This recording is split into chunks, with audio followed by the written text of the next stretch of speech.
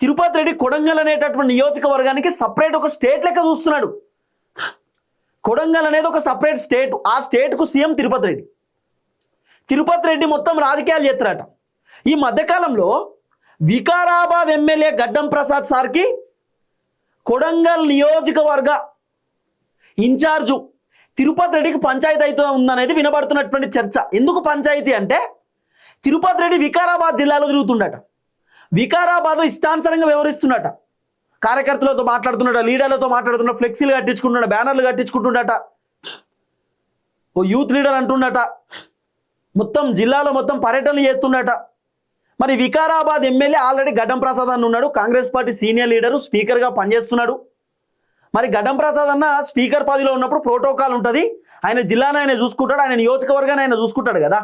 కానీ తిరుపతి రెడ్డి మాత్రం మొత్తం కొడంగల్ చుట్టుపక్కల ఉన్నటువంటి నియోజకవర్గాలు మొత్తం ఆయన చూసుకుంటాడు. తాండూరు, ఉమ్మడి మహబూబ్ నగర్ జిల్లాలో ఉన్నటువంటి నియోజకవర్గాలు అన్నీ తిరుపతి రెడ్డి తిరుగుతుండట. ఏంది అర్థం ఏంది? తిరుపతి రెడ్డి ఏమన్నా పిసిసి అధ్యక్షుడా? తిరుపతి రెడ్డి ఏమన్నా జిల్లా ఇన్ఛార్జా?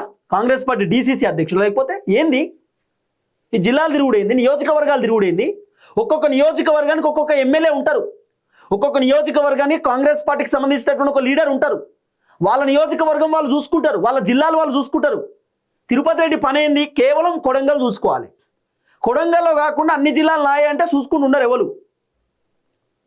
ఆల్రెడీ వికారాబాద్ ఎమ్మెల్యే గడ్డం ప్రసాద్ అన్న రేవంత్ రెడ్డి కూడా చెప్పిండట. రేవంత్ రెడ్డి కంప్లైంట్ ఇచ్చిండట.